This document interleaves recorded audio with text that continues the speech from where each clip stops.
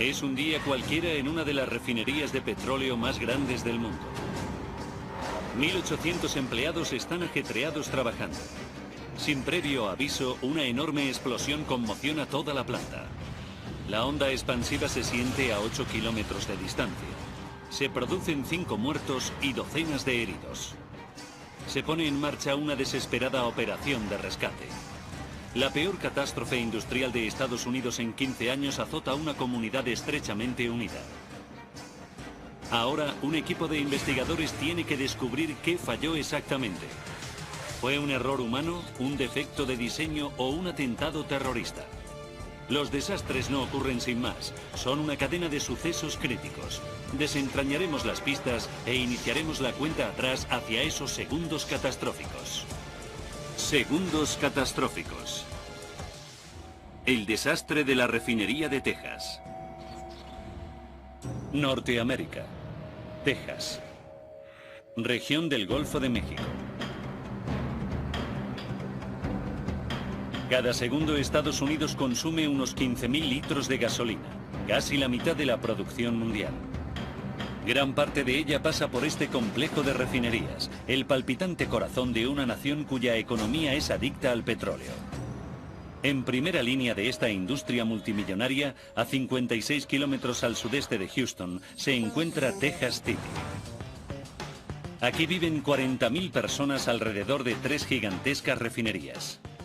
Una de ellas pertenece a la segunda mayor empresa petrolífera del mundo, BP, British Petroleum, que proporciona trabajo a 1.800 personas y ocupa una extensión de 5 kilómetros cuadrados. Todos los días procesa hasta 40 millones de litros de gasolina. Esa enorme cantidad de líquido inflamable conlleva un peligro constante. La industria petrolífera tiene unas estrictas normas de seguridad y con buen motivo. Desde los años 70, más de 100 trabajadores del petróleo han fallecido en accidentes laborales en todo Estados Unidos.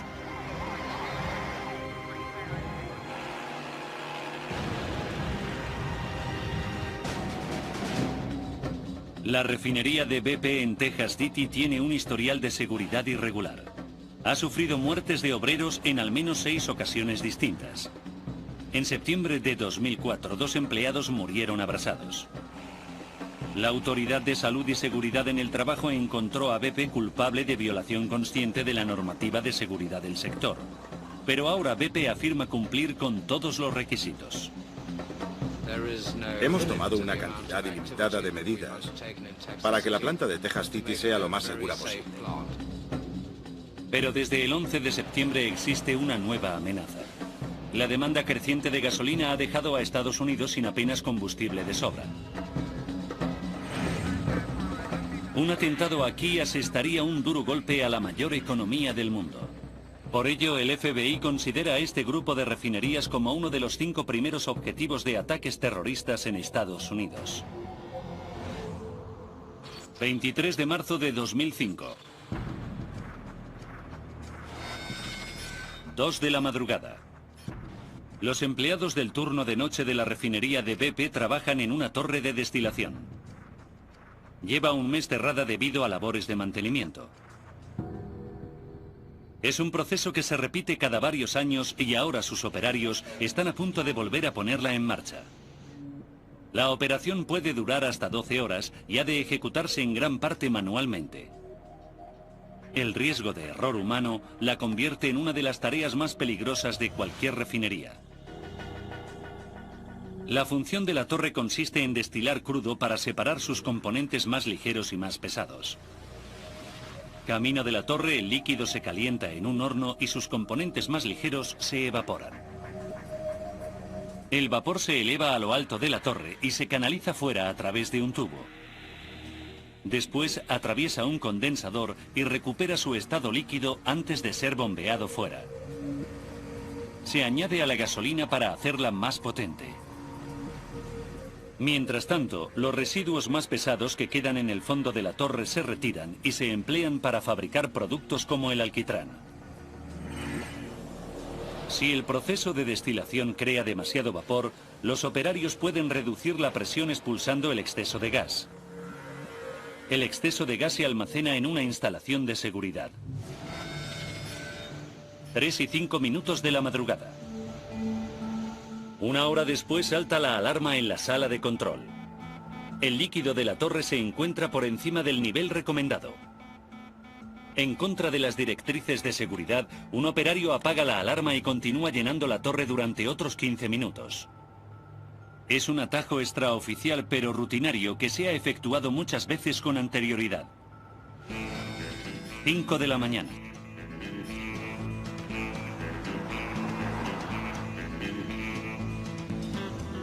Una hora antes del amanecer, el ingeniero civil David Crowe llega al trabajo.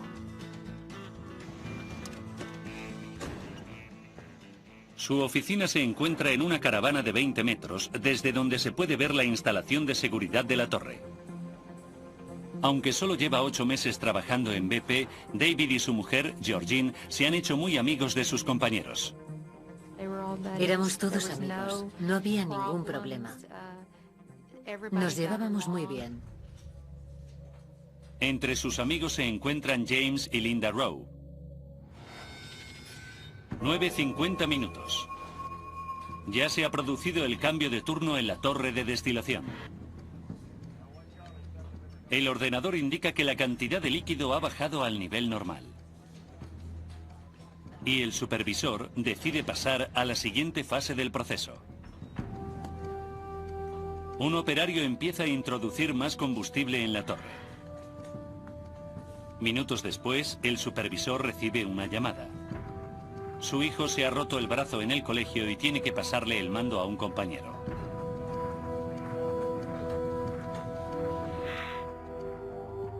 A las 10 en punto de la mañana, los operarios prenden los quemadores del horno de la torre que calienta el líquido que se introduce en la torre para iniciar el proceso de destilación. A partir de ese punto, la mayor parte de las tareas están automatizadas. La parte más arriesgada del proceso ha terminado. 12:40 minutos de la mañana. Todo parece funcionar con normalidad.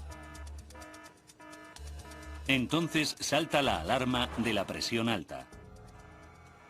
Los operarios comprueban el nivel del indicador de la torre y no encuentran nada mal. Concluyen que el proceso de destilación debe estar produciendo demasiado vapor. Para ralentizarlo, apagan 2 de los quemadores del horno y reducen la temperatura del líquido que se introduce en la torre.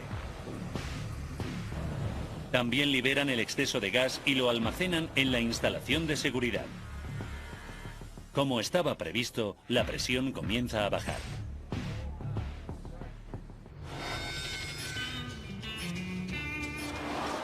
Justo antes de las 13 horas, los obreros se relajan junto a la torre de destilación.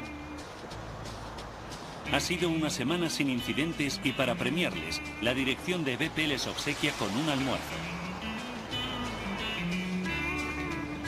Mientras disfrutan de la comida, una camioneta blanca se acerca a la unidad de procesamiento principal.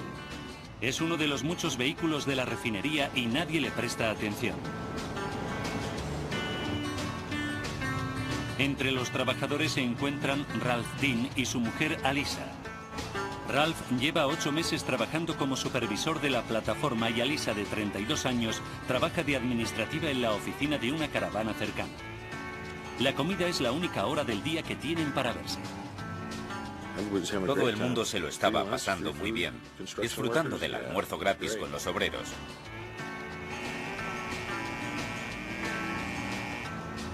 Cuando terminan de comer, David Crowe convoca a los trabajadores a una reunión de mantenimiento rutinaria.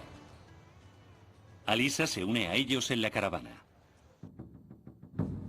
Cuando lo hace, la camioneta blanca aparca junto a la instalación de seguridad de la torre. El conductor deja el motor en marcha y desaparece sin ser visto. Aunque no lo saben, los trabajadores corren un grave peligro. Una de las mayores refinerías de petróleo del mundo está a punto de sufrir una catástrofe. En la refinería de BP en Texas City, los trabajadores han estado las últimas 11 horas poniendo en marcha una torre de destilación.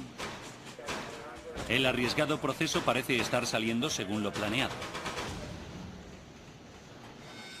1:18. Cerca de la 1:20 los trabajadores se alarman. Observan un charco de líquido bajo una camioneta. No saben lo que es, pero es posible que sea inflamable. Y lo que es peor, el motor de la camioneta está en marcha y su conductor ha desaparecido.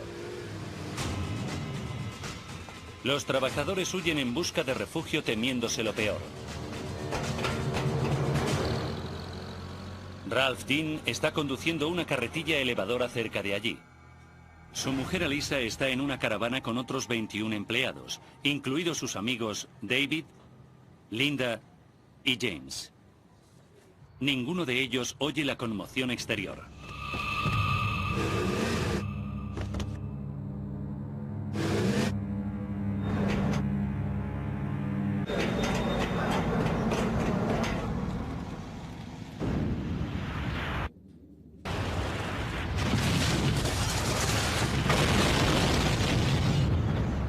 Nunca había oído un estruendo tan ensordecedor. Era bíblico. La refinería se prende fuego hasta donde le abarca la vista a Ralph. El impacto de la onda expansiva se siente a 8 kilómetros de distancia. En Texas City, Georgine, la mujer de Ralph, se encuentra trabajando. Minutos después de la explosión, las emisoras de televisión locales retransmiten imágenes de la refinería en llamas.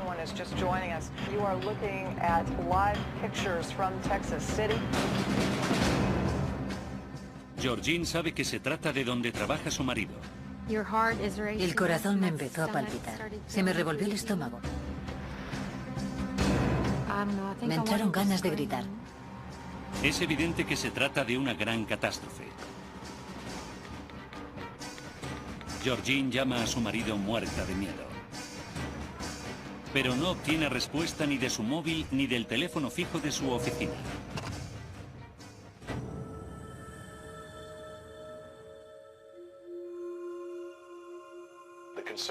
Ahora la mayor preocupación es que, por desgracia, la cifra de víctimas siga subiendo.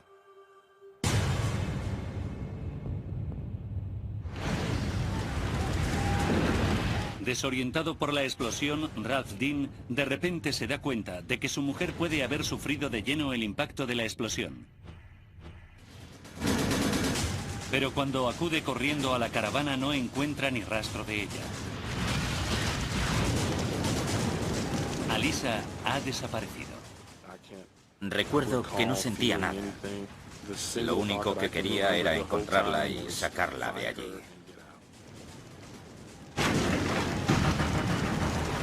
David Crowe también se encontraba en la caravana. La explosión le ha dejado inconsciente y ahora está enterrado bajo los escombros. Está gravemente herido. Tiene el pie roto, el talón aplastado y 6 vértebras fracturadas. Y si no lo rescatan, morirá abrasado. Cuando recupera la consciencia, trata desesperadamente de liberarse.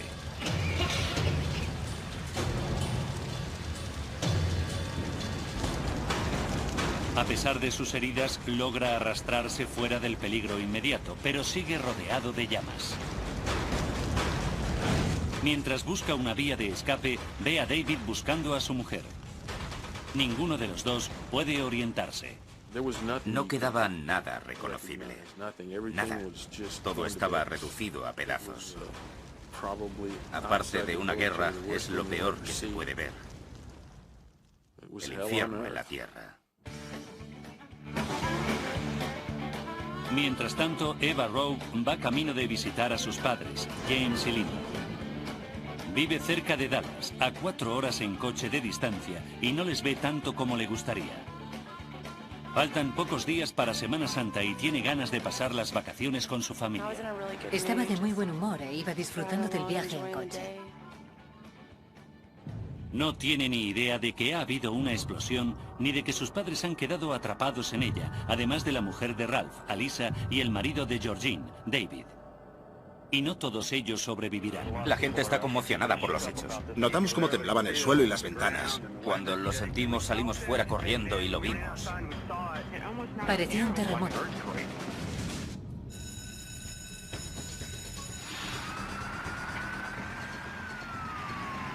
$200 bomberos acuden a la refinería. Robert Ebert, Cuerpo de Bomberos de Texas City. La escena me recordaba a una explosión nuclear que lo había arrasado todo por completo.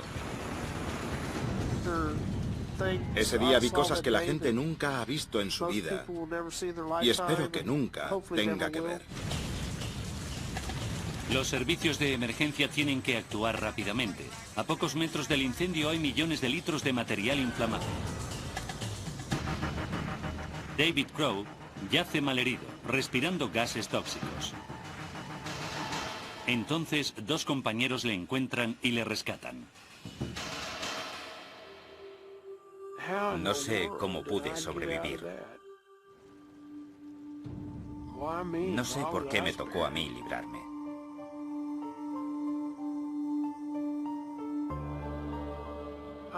Creo que todos tenemos ángeles de la guarda.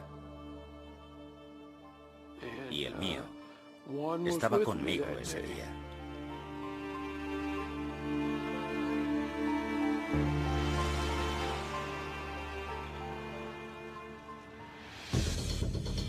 Los equipos de rescate trabajarán inicialmente en el lugar del siniestro para tratar de estabilizar a los heridos más graves y prepararles para su inmediato traslado al hospital en helicóptero o ambulancia.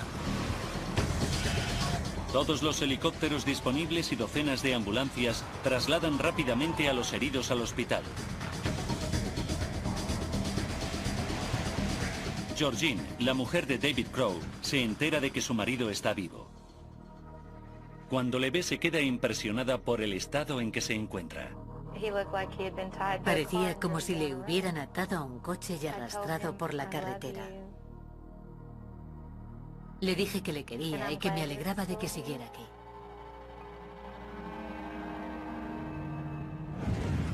Pero no todo el mundo ha superado el peligro. Ralph Dean continúa buscando desesperadamente a su mujer Alyssa. No se me ocurría otra cosa que cavar. Pero me ponía a cavar y no llegaba a ninguna parte. Entonces, cuando sus esfuerzos le parecen inútiles, encuentra escombros que reconoce que pertenecen a la oficina de su mujer. Bajo ellos, encuentra un cuerpo. Es Alyssa y respira. Está inconsciente, pero sigue viva. Un mueble pesado ha actuado como escudo. La ha protegido de la explosión y le ha salvado la vida. Pero James y Linda Rowe, que también estaban en la caravana, siguen desaparecidos. Su hija Eva, que ya se encuentra a solo 45 minutos de Texas City, no sabe nada de la explosión. Se ha producido una gran explosión y según declaraciones de un testigo que nos ha llamado, ha sido en la refinería de BP. Cuando se entera de la noticia, inmediatamente llama a su madre, pero no obtiene respuesta. Sabía que algo marchaba mal, porque siempre respondía y esa vez no.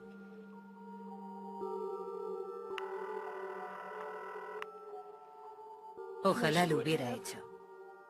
Ojalá hubiera respondido.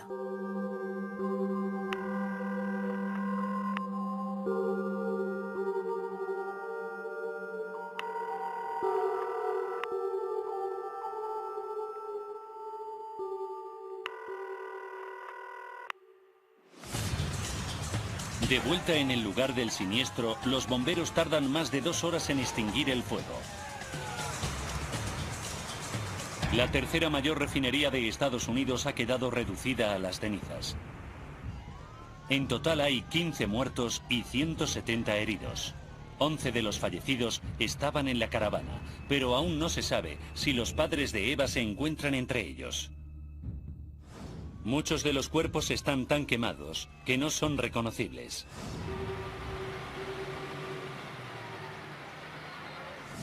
Al día siguiente le piden a Eva el historial médico de sus padres. Y finalmente se entera de que ninguno de los dos ha sobrevivido. Me puse a temblar de inmediato. Me empezó a temblar todo el cuerpo de forma incontrolable. Las manos, los brazos, las piernas. No me podía quedar quieta. Y los temblores me duraron más de 6 meses, no se me quitaban. Los supervivientes de la explosión también quedaron traumatizados. Lo que más me atormenta de todo es que no fui capaz de hacer nada. Aunque parezca irracional, durante una temporada larga, soñé que hablaba con mis compañeros. Y eso me perturbaba mucho.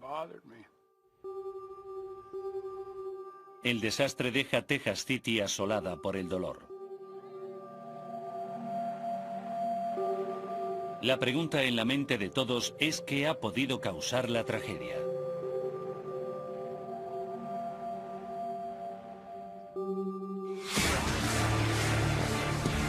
Ahora profundizaremos en la investigación oficial y desvelaremos la fatídica cadena de sucesos que desencadenaron la explosión de la refinería de Texas City. Los primeros agentes que llegaron al lugar del siniestro no son investigadores de accidentes industriales, sino agentes del FBI. Llegan pocas horas después del desastre. En una era de terrorismo global, la agencia sospecha de cualquier gran explosión. Y la industria del petróleo tejana es una de sus mayores preocupaciones. Desde el 11S se considera que las refinerías son objetivos de primer orden. El potencial para un atentado terrorista resulta obvio. Los agentes temen que la explosión sea el comienzo de una nueva ola de terrorismo nacional. Y acuden a los testigos presenciales en busca de las primeras pistas. Su atención se centra enseguida en la mención de la camioneta blanca. Varios testigos recuerdan su ruidoso motor acelerando, aunque no había ni rastro del conductor. Los agentes tienen que averiguar si se trata de un dato tan siniestro como parece. Pero cuando creían que estaban avanzando, las declaraciones de otros testigos arrojan más luz sobre esa posibilidad. Los agentes descubren que 6 minutos antes de la explosión se produjo una filtración de líquido de la instalación de seguridad y la camioneta estaba aparcada a menos de 9 metros de ella. Se dan cuenta de que el líquido que se había escapado podría explicar el misterio del camión con el motor en aceleración. Normalmente, el carburador del motor mezcla aire limpio con el combustible para provocar la ignición que a su vez acelera el motor. Pero el carburador del camión no estaba absorbiendo aire normal. Tenía el motor inundado con gases petroquímicos del líquido fugado. Por eso aceleraba en ausencia del conductor. Y una simple chispa del motor en marcha bastaba para prender fuego al vapor. Parece que la culpa de la explosión la tuvo la fuga de fluidos.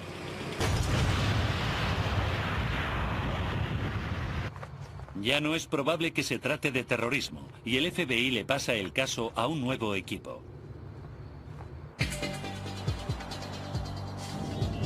La agencia federal que se encargará ahora del caso está a 1900 kilómetros de distancia, en Washington, D.C. El Consejo de Seguridad e Investigación de Accidentes Químicos, o CSB, se creó en 1998 para investigar accidentes industriales. Es independiente de cualquier rama del gobierno y sus miembros, elegidos directamente por el presidente, son después confirmados por el Senado. Un equipo llega a Texas City al día siguiente de la explosión. Está dirigido por el investigador jefe Don Holmstrom. Es un abogado veterano con años de experiencia en refinerías y está considerado un experto en seguridad petroquímica. En la última década ha investigado varios accidentes importantes. La prensa lo apoda el evangelista de la seguridad. Y es el hombre perfecto para soportar la presión de una investigación de gran relevancia. Una catástrofe de esta magnitud acapara una gran cantidad de atención por parte de los medios y de la opinión pública general a nivel internacional. Pero Holmstrom sabe que el avance será lento. Los testigos clave están muertos o heridos. Gran parte de las pruebas han quedado destruidas en la explosión y el lugar del siniestro es inseguro. Pero una cosa está clara. Las declaraciones de los testigos coinciden en que la explosión se originó en la instalación de seguridad de la torre. La fuente de filtración del líquido que se derramó bajo la camioneta blanca. Holmstrom sabe que la instalación de seguridad es el dispositivo de seguridad final de la torre de destilación. Su función consiste en ventilar los gases y contener pequeñas cantidades de líquido. Pero es imposible que el fluido rebose por encima del silo de 35 metros. Algo tiene que haber fallado estrepitosamente. ¿Pero qué? El equipo tiene que empezar a recoger pruebas físicas en el lugar de la explosión. Sobre todo tiene que encontrar el disco duro del ordenador de la unidad principal de procesamiento que contiene los archivos electrónicos completos del proceso de destilación. Pero la operación pronto tiene que cesar. La explosión ha liberado gas benceno que causa cáncer y puede tardar días en disiparse. Los investigadores no saben cuándo será seguro volver. La industria petrolífera estadounidense espera con ansia una respuesta. ¿Se trata de una catástrofe aislada o podría repetirse en otro sitio? Hay torres de destilación idénticas en refinerías de todo Estados Unidos y si son inseguras, la industria entera podría correr peligro. La incertidumbre eleva los precios de la gasolina hasta un máximo histórico y la mayor economía del mundo está al borde de la crisis.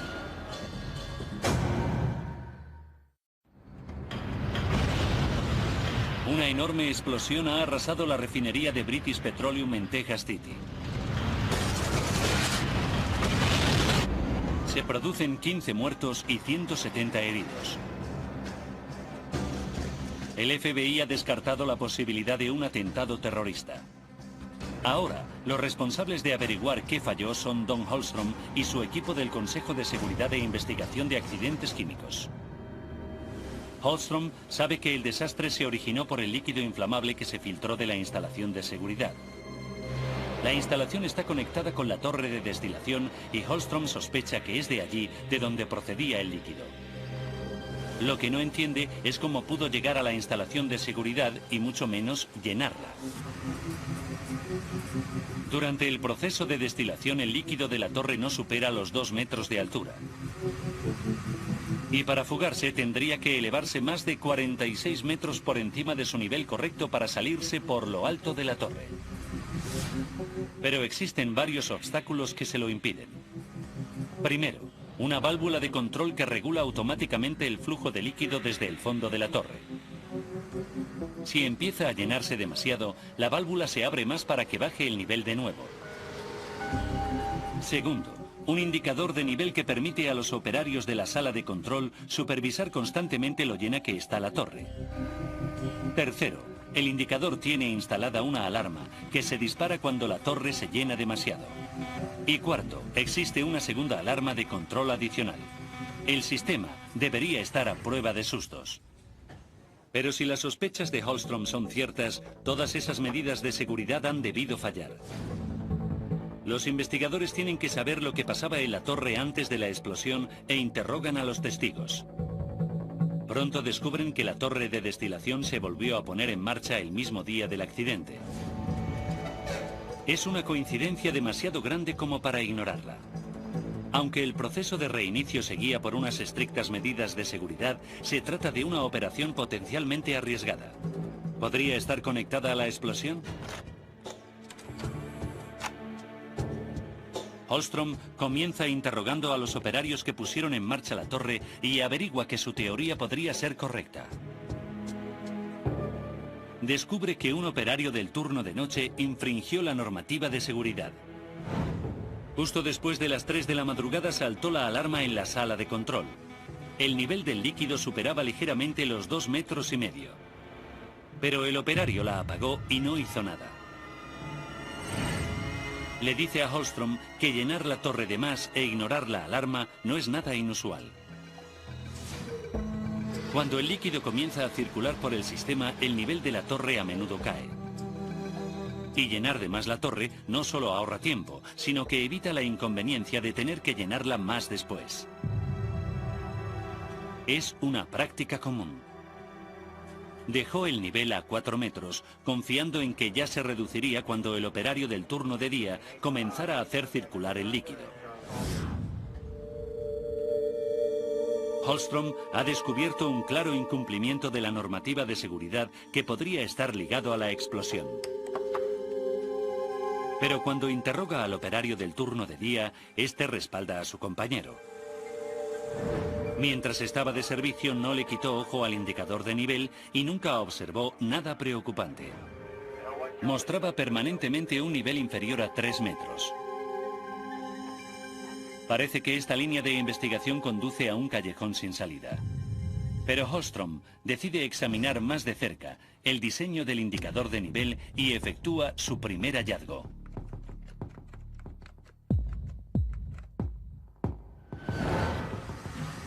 Descubre que el indicador tiene un fallo de diseño fatal.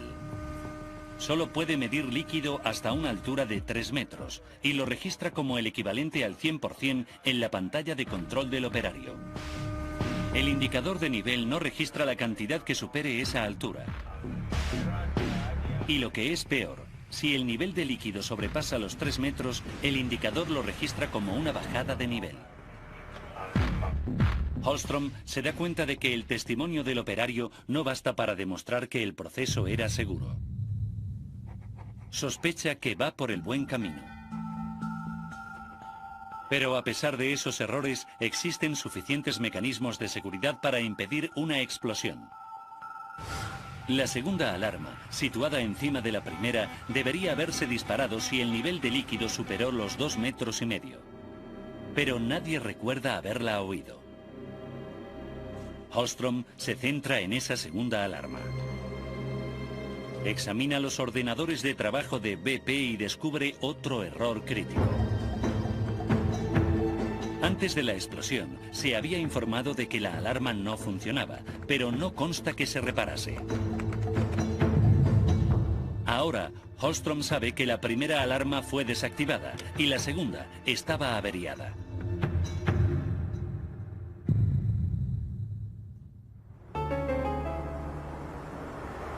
Pero incluso aunque las alarmas no funcionaran, existen más medidas de seguridad para impedir que el nivel de líquido de la torre suba en exceso. El nivel de líquido está regulado automáticamente por una válvula de control. Si el nivel se eleva demasiado, la válvula se abre más automáticamente para permitir que salga más líquido de la torre. Pero también podría tener algún defecto. Como los investigadores no tienen acceso al lugar de la explosión, no pueden verificarlo. Holmstrom pregunta al operario del turno de día si el líquido salía de la torre al ritmo normal. Y se queda horrorizado cuando se entera de que el operario ni siquiera sabía que tenía que comprobarlo. Es un grave fallo, pero no basta por sí solo para provocar el desastre. La normativa de seguridad exige que siempre haya un supervisor que vigile el flujo del líquido al poner en marcha la torre. Y cuando Holmstrom habla con ese supervisor, se entera de otra cosa.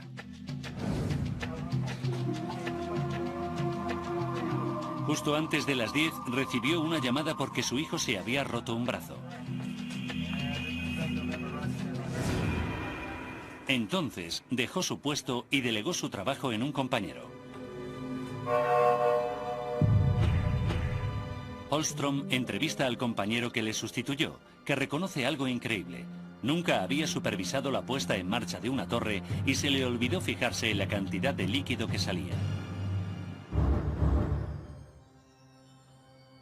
Hasta ahora Holmstrom ha descubierto prácticas laborales relajadas, equipo pobremente mantenido y un supervisor que abandona su puesto en un momento crítico. Ya no le cabe duda de que la explosión se originó en la puesta en marcha. pero le faltan pruebas para demostrarlo. 1 de abril de 2005. Una semana después de la explosión, el equipo por fin recibe la noticia que tanto esperaba. Tiene permiso para entrar en la zona siniestrada. Los investigadores peinan los escombros, los graban en vídeo y sacan 200 fotos. Gran parte de las pruebas se destruyeron en la explosión. Pero la más importante sigue intacta: el disco duro de la sala de control de la torre. Es el equivalente a la caja negra de un avión y contiene archivos electrónicos de todos los procesos clave que tuvieron lugar en la torre. Por fin Holmstrom dispone de los datos sobre los que espera fundamentar su teoría. Primero examina los datos de la válvula de control. Como sospechaba, es el origen del problema. La mañana del accidente, en vez de funcionar automáticamente, estaba cerrada. La válvula no reguló el exceso de líquido como debería haber hecho. A las 9:52 minutos, el operario del turno de día comenzó a bombear líquido en la torre durante 3 horas, sin darse cuenta de que estaba rebosando porque no salía. Su supervisor tampoco notó el desequilibrio en el flujo. Era una situación potencialmente letal. Pero Holmstrom aún tiene que averiguar cómo se escapaba el líquido por lo alto de la torre. Vuelve a revisar el disco duro y descubre que poco antes de las 13 horas, casi 20 minutos antes de la explosión, se abrieron las válvulas de alivio de la presión de la torre. Esas válvulas están diseñadas para controlar el gas, no el líquido. El ordenador confirma que el líquido llegó a lo alto de la torre y se fugó por los tubos del gas. Una vez que se abrieron las válvulas, el líquido tenía vía libre hasta llegar a la instalación de seguridad.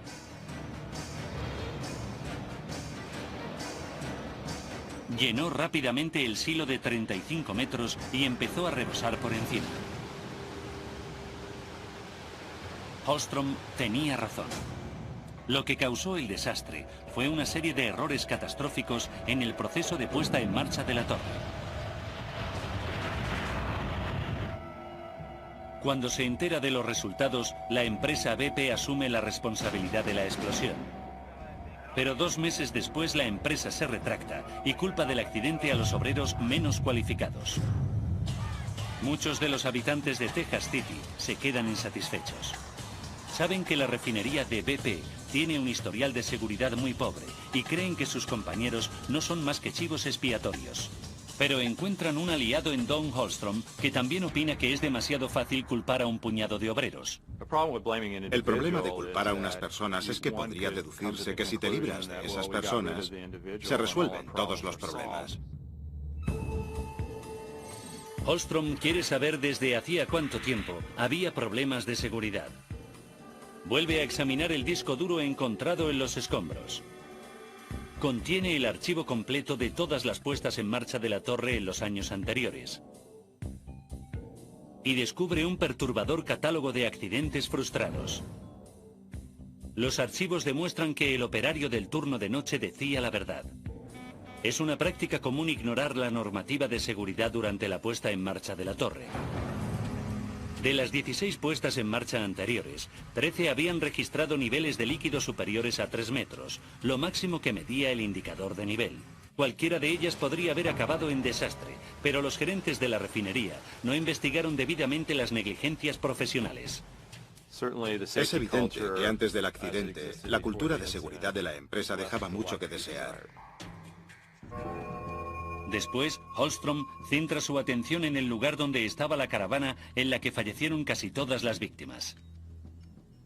Le preocupa que estuviera situada a solo 37 metros de la instalación de seguridad y quiere saber por qué BP la colocó en un lugar tan expuesto, en el que existía un riesgo evidente. No es la primera vez que han muerto trabajadores de esa forma. En 1925, en una refinería de Pennzoil, en Pensilvania, se colocó un tráiler cerca de 2 grandes depósitos de almacenaje. Cuando los tanques explotaron, mataron a 5 empleados. La investigación resultante aconsejó no colocar caravanas cerca de materiales inflamables, pero BP hizo caso omiso de la recomendación. Decidieron que la comodidad de tener a los empleados cerca de su unidad de trabajo compensaba la relajación de las medidas de seguridad. Holmstrom descubre que BP intentó justificar la colocación del tráiler con una serie de complicados cálculos de riesgo. La empresa decidió que la seguridad de la caravana dependía del tiempo que estuviese ocupada. Y aunque estuviera tan peligrosamente cerca de la instalación de seguridad de la torre de destilación, como estaba vacía la mayor parte del año, el riesgo para los empleados era muy limitado. A Holmstrom esa lógica le parece totalmente errónea. Si eres el ocupante de una caravana situada cerca de unas instalaciones peligrosas, te da igual permanecer expuesto al riesgo unas semanas que todo el año. Para ti la situación es igual de peligrosa siempre. Las laxas medidas de seguridad exponían peligrosamente a los trabajadores. Y eran una combinación letal, especialmente después de la serie de incidentes que habían asolado la planta de Texas City. Los problemas llevaban presentes muchos años. La seguridad era problemática y a los empleados les preocupaba acudir a trabajar por el riesgo de incidentes catastróficos. No deberíamos haber tenido que ir a trabajar todos los días bajo amenaza de muerte. Esa refinería llevaba años matando gente. Está levantada en un lugar maldito. Deberían arrasarla. Poner en su lugar una placa de mármol con los nombres de todos los muertos y abandonarla. Antes de la explosión, la planta de Texas City ya era la refinería de petróleo más peligrosa de Estados Unidos. Desde los años 70 han fallecido en ella más de 30 empleados. Creo que son sucesos que no están relacionados. Han sido muy pocos y los lamentamos todos. Sin embargo, Holmstrom cree que los recientes problemas de seguridad de BP sí están relacionados y las pistas apuntan directamente a sus más altos ejecutivos. El peor accidente industrial de Estados Unidos en una década ha matado a 15 empleados de la refinería de petróleo de BP en Texas City. Hay mucha gente preocupada por sus seres queridos. Ha sido un día muy trágico en Texas City. Don Holmstrom y su equipo del Consejo de Seguridad e Investigación de Accidentes Químicos están investigando el caso. A pesar de las afirmaciones de BP de haber subsanado su terrible historial de seguridad, el equipo encuentra pruebas de lo contrario. En 1998, una nota interna de la Junta Directiva de BP en Londres ordenó a todos los gerentes de refinerías recortar los costes operativos en un 25%. Esa medida tiene la culpa directa del desastre.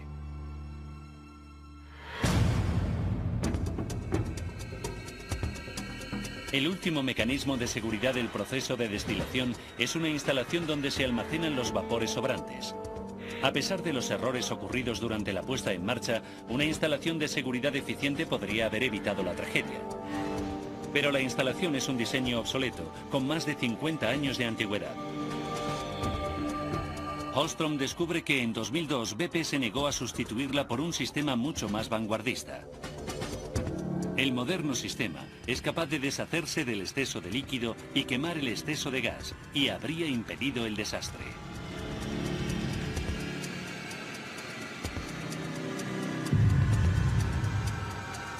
La empresa no quiso admitir el riesgo. Conocían los peligros, eran conscientes de ellos y tuvieron la ocasión de subsanarlos, pero no lo hicieron.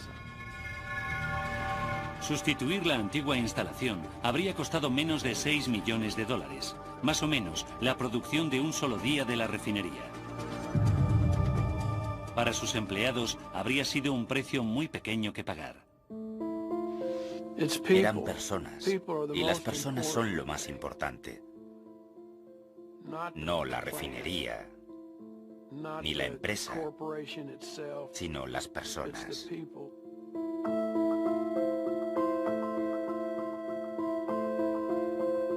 David Crowe no pudo volver a caminar hasta 6 meses después del accidente y todavía sufre dolores por sus lesiones.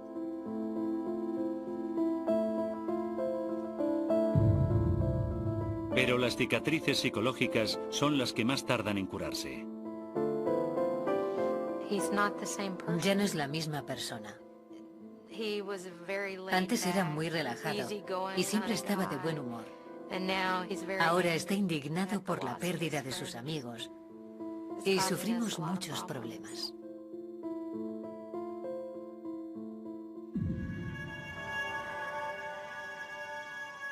Al igual que David, Alisa, la mujer de Ralph Dean, se rompió la espalda.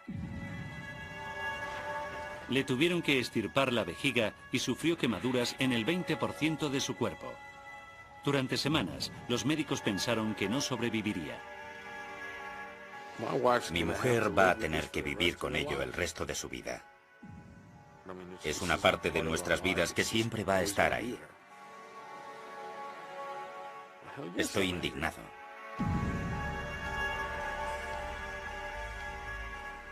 Y seguramente siempre lo estaré.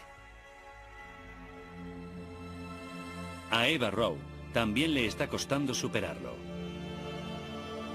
Más de un año después de la explosión todavía no ha asumido la pérdida de sus padres. Es muy duro no poder contar con el apoyo de ninguno de los dos. Pero me alegro de que estén juntos. Ojalá pudiera tenerles a los dos, pero no podría elegir a cuál de los dos preferiría tener. Me alegro mucho de que estén juntos. Desde la explosión, BP ha pagado indemnizaciones valoradas en $1.000 millones. 6 empleados, incluido el supervisor original, han ganado juicios por difamación contra la empresa por culparles erróneamente del desastre. BP ha nombrado un nuevo gerente para su planta de Texas City y ha mejorado sus programas de formación. Ha trasladado las caravanas y ha empezado a sustituir las antiguas instalaciones de seguridad. La empresa está actualmente rediseñando por completo su estrategia global.